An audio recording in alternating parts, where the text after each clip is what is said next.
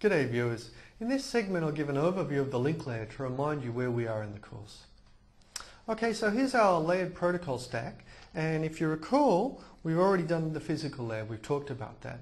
Now what I'm going to do is finish off the link layer, which builds on top of the physical layer to be able to send frames, individual units of information, across a link between computers.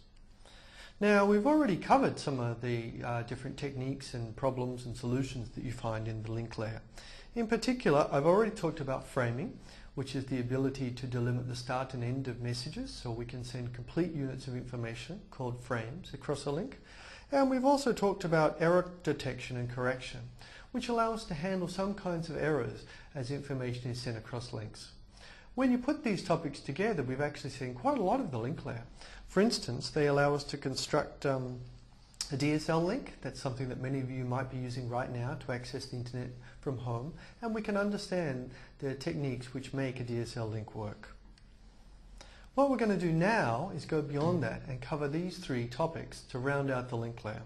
These are actually three pretty exciting topics.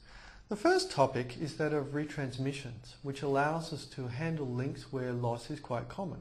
This is the case for many kinds of wireless links, such as 802.11.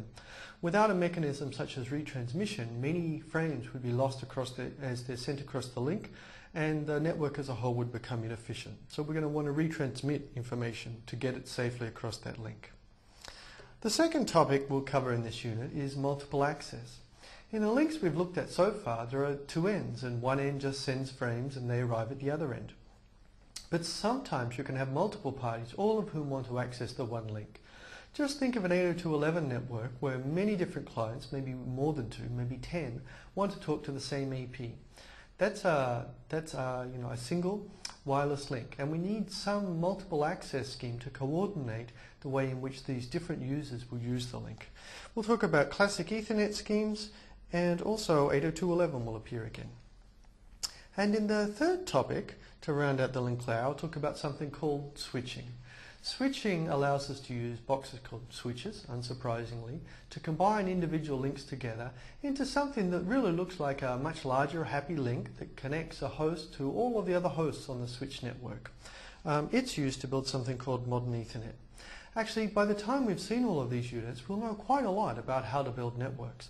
For instance, we'll know a lot about how 802.11 networks work, and we'll also know a lot about how modern switched Ethernets work.